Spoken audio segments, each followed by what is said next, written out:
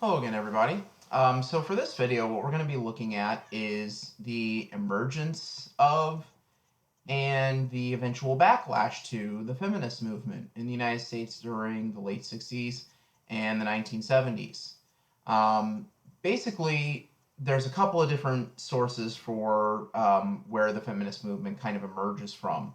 Um, in some ways, you could actually trace it all the way back to World War II, when, again, large numbers, because of the wartime emergency, large numbers of American women were able to find employment in jobs that were previously available only to men. This, of course, is a famous image of Rosie the Riveter. And, that kind of really proved to a lot of people that women could do jobs that were oftentimes coded as or thought of as being exclusively male, um, in type jobs. And so the memory of that, I think, stuck with a lot of people, and this was particularly important for a lot of the older feminists that would play a prominent role in the movement in the 1960s and the 1970s. That memory of the greatly expanded, albeit very brief, window of opportunity that existed for many women during the Second World War. Of course, after World War II ended, um, a lot of the opportunities that many American women had enjoyed during the war very quickly evaporated, as the country essentially re embraced a variant of 19th century gender norms, a variant of the cult of domesticity. And so there's a very strong emphasis in post-war America on, women being fundamentally wives and mothers and housewives and things like that. That's not to say that women don't work in the workforce. It's just that the occupations that are available to women during the early post-war period do tend to be very female specific, type occupations, teachers, nurses, secretaries, etc. So that's kind of one area where feminism emerges from, and this is this kind of desire for greater opportunity, for something more than just settling for motherhood. This was a sense that was captured in 1963 by feminist Betty Friedan, whose book, The Feminine Mystique, really captured this desire on the part of many American women for greater career and educational opportunities than they had been afforded in post war America. So that's one source of the emerging feminist movement in the late 60s and early 70s, is this sort of, growing and burgeoning desire amongst middle class women in particular, for greater economic and educational opportunities that had largely been precluded to them. Um, Another source of the feminist movement are actual legislative advances in terms of promoting anti gender discrimination. In 1964, for example, famously, the Civil Rights Act of 1964 contained a provision, Title VII, that barred discrimination not just on the basis of race, religion, or national origin, but also on the basis of sex. This was a provision that had been included into the law at the last minute in an effort to derail its passage by Southern anti civil rights legislatures who hoped that by including, prohibitions against gender discrimination, that it might also that it might discourage the act from passing. That ended up happening, and as a result, um, you know, basically, laws prohibiting discrimination on the basis of sex had been written into American law for the first time. Um, in addition to the 1964 Civil Rights Act and Title VII, another major kind of thing that happened in the early 60s was the Supreme Court case Griswold v. Connecticut, which struck down a, by that point, nearly 100-year-old law in Connecticut that barred the dissemination of information about and the sale of contraceptives. This was one of several liberal rulings issued by the Warren Court in the late 50s, early 60s, that served as a major kind of catapult for reform movements of the time period. And just as many Warren Court rulings inspired movements in criminal justice reform and the civil rights movement, the ending of prohibitions on the sale and information about contraceptives likewise would prove to be a major boon towards creating a new movement around bodily autonomy that would be a major component of the feminist movement. Um, Finally, in addition to these various kind of loose, occasionally intersecting threads, you also have the civil rights and anti-war movements themselves. One of the biggest, kind of catalysts for the modern feminist movement, sometimes referred to as the second wave feminist movement of the 1960s and 70s, is the sexism and sexual harassment that many female activists experienced as part of those movements. Um, Many of the leaders of the so-called New Left in the 1960s oftentimes behaved openly dismissive of the women in their movement, minimized their contributions, or um, spoke of them only in terms of what they could do to please men in their organizations. Famously, during the anti-war movement, for example, there had been a kind of effort to encourage men to avoid the draft by basically encouraging women to sleep with guys who didn't do that, saying girls say yes to boys who say no. It's pretty clear what that meant. So there's that. There's other, kind of offensive statements made by leaders like Stokely Carmichael, who said the only position for women in the civil rights movement is prone. And things like that that definitely generated a backlash and a kind of recognition that, this is its own separate problem that needs to be addressed in addition to, the issues brought about as a result of racial discrimination and and the Vietnam War. So it's kind of an offshoot of those movements in a sense. And certainly many of the leaders of the feminist movement, especially radical feminists, were drawn primarily from membership in both the anti-war and civil rights movement. So that's a very important part of it. Finally, and this is a component that isn't stressed as much as it perhaps should be, by the late 60s, early 70s, the American economy was changing.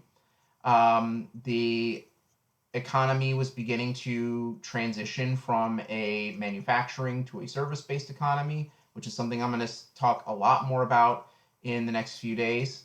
But as a result of that economic transformation and as a result of the economic stagnation that came about in the 1970s as a result of uh, the Vietnam War coming to an end and a increase both in the deficit and in stagnating wages, many women began entering the workforce, including many older women who had previously left the workforce after World War II, who suddenly re-enter the workforce in the late 60s, early 70s, so that their families can maintain that middle class lifestyle, which by the early 70s is no longer possible in many instances without a second income. So that's another component of it that I think is very important, if not necessarily often explicitly stated.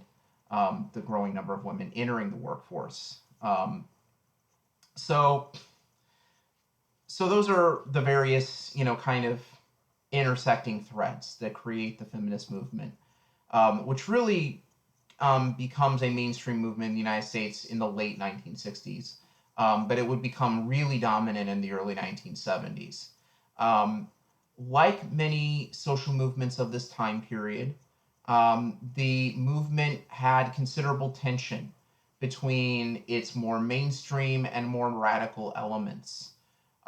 Radical elements within the feminist movement, which would include people like Gloria Steinem, and groups like the Red Stockings in New York City, which was a vaguely socialist collective, oftentimes embraced not only radical doctrines, Marxist doctrines, and things like that, but in many cases engaged in much more visible forms of protest, kind of rejecting traditional aspects of femininity in terms of dress, personal hygiene, and so on, and engaging in very well-known, highly publicized protests, like the protests outside of the 1968 Miss America pageant that attracted considerable media attention. So you have the more radical feminists who, as time goes on, their principal issue becomes issues of bodily autonomy, reproductive freedom, sexual freedom, so on and so forth. And then you have the more mainstream feminists, represented by people like Betty Friedan and the organization that she heads, the National Organization for Women, which focus much more on pursuing equality through legislative and court means, and specifically in opening up many areas of America's it, professional life and educational opportunities to women that had previously been closed. And so there's oftentimes rather significant tension between these two very different groups of people. But as time goes on, the radical feminists and the more mainstream feminists do eventually find some common ground with one another. And ultimately, the issue that by the early 1970s, many American feminists galvanized themselves around is the issue of pushing Congress to pass laws banning various types of discrimination. It's worth noting that in the late 60s and early 1970s, women couldn't do a lot of things they can do today. Prior to the feminist movement, they couldn't buy cars on their own. They couldn't take out credit on their own. They couldn't buy their own houses without a father or a spouse signing off on them. Many of the nation's elite universities were not at that point co-ed, like Harvard and Yale, etc., and had their own specific female schools for their law programs and what have you. So there's a lot of things that today kind of people take for granted that just didn't exist at the time period. And that's not even getting into the whole area of objectification of women in media, and in particular in advertising, that was prevalent at the time period, in some ways in manners that are absolutely shocking to modern sensibilities today. But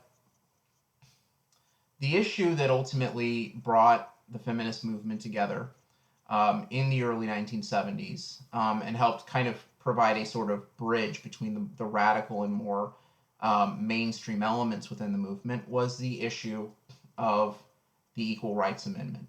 Now, the Equal Rights Amendment is exactly what it sounds like. It's an amendment that states quite simply that men and women are to be treated equally in the United States. It's really that simple.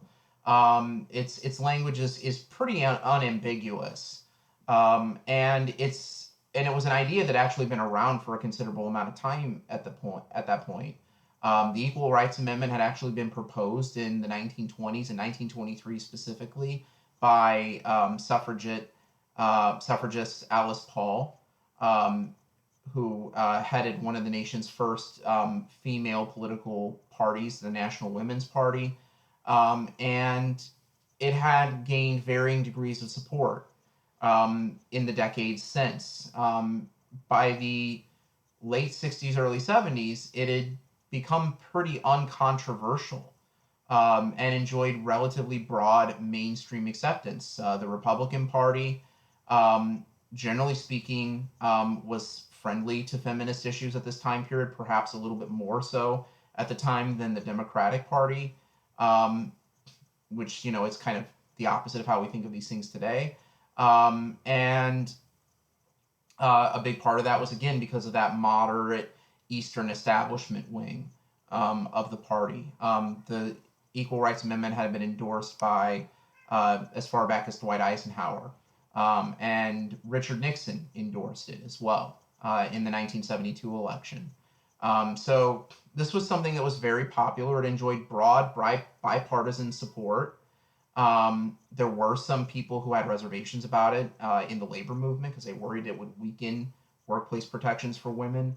But beyond that, it did enjoy pretty broad. That's where most of the opposition to it came from in the Democratic side, incidentally, was from labor groups who worried about that. Um, there was very little objection to the basic merit behind it, the idea that men and women should be treated equally in the United States, at least initially. Um, so so in the spring of 1972, the Equal Rights Amendment passes the Senate with 84 votes in favor. So easily passes. It's then sent to the states for ratification. Within a year, 28 states had ratified it. And within 5 years, 35 states had ratified the Equal Rights Amendment. So it seemed like something that was well on its way to becoming a established part of the U.S. constitutional law. But then by the mid 19 by 1972, the Equal Rights Amendment begins, and the feminist movement itself begins encountering a rather significant political backlash. A political backlash that would ultimately prove to be one of the key components in completely reconfiguring American politics for the last 2 decades of the 20th century and for the first and well for the 21st century thus far.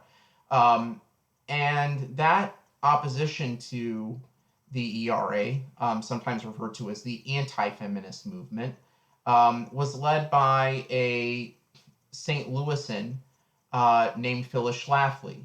And yes, for those of you who recognize the name, same family as the brewery.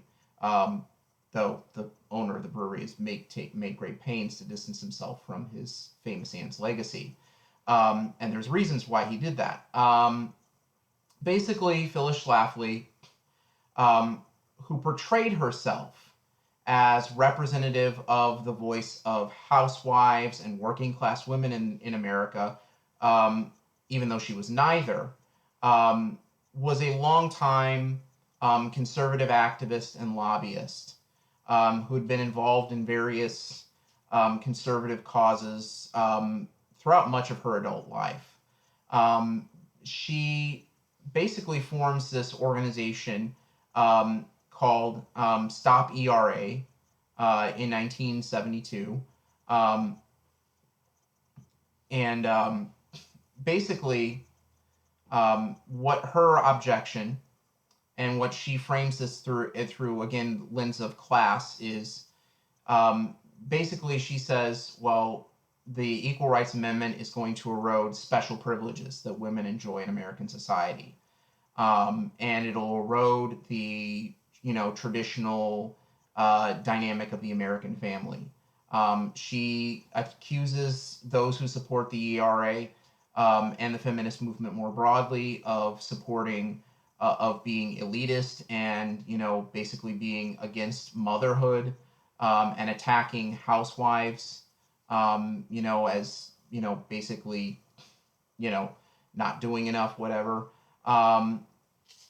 And she basically says if you pass this thing, then women will lose special privileges.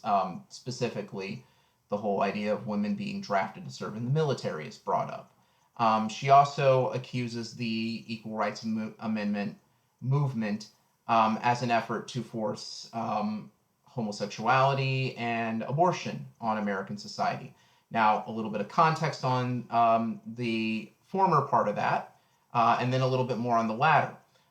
With regards to the former, the early 1970s is not only the period that sees the emergence of the feminist movement, it is also a period that sees the emergence of the gay liberation movement, or as we today refer to it, the LGBT movement in the United States. This started with a police riot a riot in at the Stonewall Inn in Greenwich Village in New York City in 1969, and resulted very quickly in the emergence of a new movement advocating um, equal rights for gay people and for gay and lesbian people in the United States. Um, and although at the time it enjoyed very little broad public support due to entrenched negative attitudes about homosexuality at the time, um, it did enjoy support among some prominent liberal leaders. And so, although it wasn't really part of the feminist movement, Schlafly and others tried to kind of link the two causes together with a considerable degree of success in stoking a um, basically a homophobic backlash against the movement. Um, in addition to Schlafly's largely successful efforts to try to um, basically link the Equal Rights Amendment to, you know, pushing homosexuality and abortion was, of course, the abortion movement for abortion rights itself, something which gained and has occupied ever since renewed urgency in American society with the 1973 Supreme Court ruling Roe v. Wade. Now, a few things about the Roe v. Wade decision. At the time that Roe v. Wade was handed down, it was a 7-2 decision, so not a split decision in any way. Um, the first thing is that it was basically a continuation of an existing decision, the Griswold v. Connecticut decision of 1965, which had basically struck down laws banning contraceptives.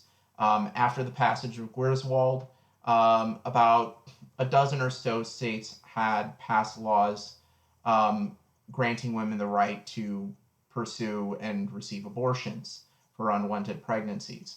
And many at the time favored a state by state approach. This was actually the position adopted in 1972 by Democratic candidate George McGovern. He favored a state by state approach to abortion. Um, but the Supreme Court heard arguments involving this, involving a woman in Texas who had an unwanted pregnancy. And in 1973, they hand down this decision in which they find a constitutional right for women to seek and receive abortions, at least up to the 12th week of pregnancy. And this immediately becomes a very, very hot button issue and has remained so ever since. Though it is not at the time as nakedly partisan as it oftentimes is today. At the time, many prominent Republicans, such as future President George H.W. Bush and Gerald Ford, who would succeed Richard Nixon in the presidency, supported abortion rights. And many prominent Democrats, including the presumptive 2020 Democratic nominee, Joe Biden, opposed it for various reasons. Obviously, a lot has changed politically since around this very emotional and very loaded issue. But at the time, opposition did not necessarily fall along partisan lines. It was something that tended to fall along religious or cultural lines more so than partisan ones. But of course, in the intervening decades, a lot has changed in those areas. But with the Roe decision, it provides a new impetus for Schlafly and for the anti-ERA campaign. And in the process, ends up completely remaking the coalition that makes up the Republican Party. Opposition to abortion, which, again, as I mentioned at the time, was not a strictly partisan issue, does become one.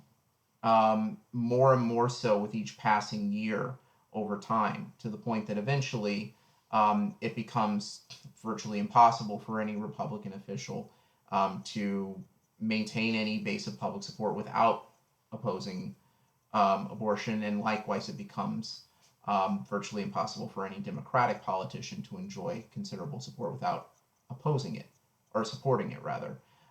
So again, this is something that'll end up becoming one of the big wedge issues in American politics, even though most Americans, when you look at it, actually fall somewhere in the middle between the absolutist stances on either side of the issue. Um, but it is a good indication of how cultural issues um, and issues involving debates between religious and non-religious people um, and various other sorts of debates increasingly are going to prove to be the issues dividing Americans in the late 20th and into the 21st century. Um, as for the ERA itself, um, the Equal Rights Amendment um, momentum basically stalls after 1975 or so as Schlafly's organization gains increasing influence and as she gains an increasing number of converts to her cause. And in spite of the fact that during the Carter administration, the deadline for the ERA securing the 38 states necessary for passage is eventually extended until 1982. Ultimately, there are no new states that ratify the Equal Rights Amendment before that 1982 deadline passes. And so as a result, the efforts to pass the Equal Rights Amendment end up failing. And so, again, this kind of convergence of class dynamics, divisions between religious and non-religious people, with increasing numbers of Catholics and evangelicals aligning themselves around cultural issues like abortion and opposition to homosexuality and gay rights and things like that.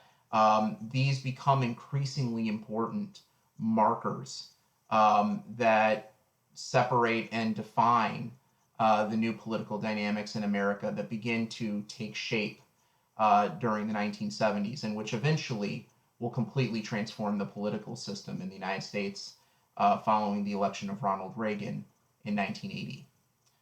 So that's pretty much all I have for that today. When we pick up on our next video, we're going to look at some of the foreign policy and legislative accomplishments of the Nixon era, and then we'll look at how it all kind of comes crumbling down in the Watergate scandal. So that should be fun. Guys, have a good night.